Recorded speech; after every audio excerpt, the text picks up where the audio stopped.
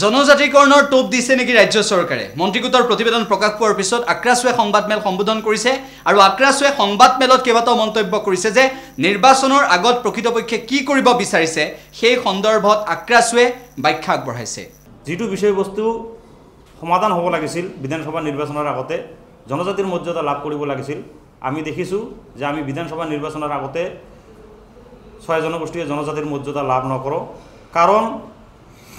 বস্তুৰা বিষয়বস্তুৰে এটা নিৰ্বাচন কেন্দ্ৰিক হ'বলৈ গৈ আছে এটো আমাৰ সন্দেহ হৈছে কাৰণ যোৱাকালি যি বিধানসভাত মন্ত্ৰীগোটৰ প্ৰতিবেদনখন দাখিল কৰিছিল আৰু প্ৰস্তাৱ আকাৰে কেন্দ্ৰলৈ প্ৰেৰণ কৰিব তাতে বহুত কথা থাকি গৈছে যে তাতে এসটিপি আৰু এসটিভি বুলি এটা কথা আনিছে যে এসটিভি বুলি যেহেতু সাংবিধানিকভাৱে কোনো ধৰণৰ বিধি ব্যৱস্থা নাই এটো সংবিধান সংশোধন কৰি ভি আনিব লাগিব আৰু ভিত যদি সকলোখিনি ক্ষমতায় থাকে সকলোখিনি সুবিধাই থাকে তেতিয়াহলে আমি ভিকো আদৰণি জনাম কিন্তু বিটিসিৰ ক্ষেত্ৰত যি এটা অদ্ভুত এটা কি ৰাখিছে যে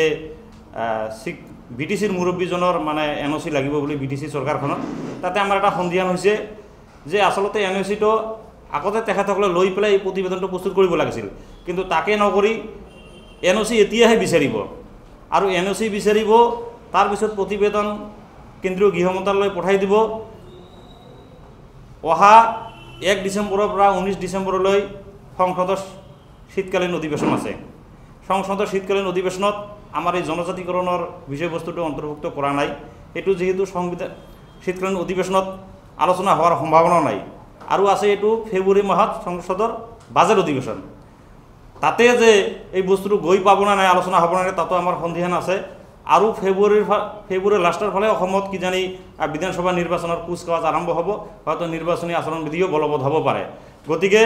আমি বিচাৰিছিলো সদস্য ছাত্ৰ সন্থাৰ ফালৰ পৰা যে আমাক বিধানসভাৰ নিৰ্বাচনৰ আগতে জনজাতিৰ মৰ্যাদা লাগিব আৰু এটো কৰি দিব লাগিব কাৰণ তেখেতসকলে নিৰ্বাচন কেন্দ্ৰিক যি এখন প্ৰস্তাৱ আনিছে যোৱাকালি বিধানসভাত দাখিল কৰিছে এটো আমি একেবাৰে মানি ল'ব পৰা নাই আৰু আমাৰ সদস্য ছাত্ৰ সন্থাৰ ফালৰ পৰা যি আমাৰ আগন্তুক আন্দোলনৰ কাৰ্যসূচী আছে এই আন্দোলনৰ কাৰ্যসূচী ধাৰাবাহিক চলি থাকিব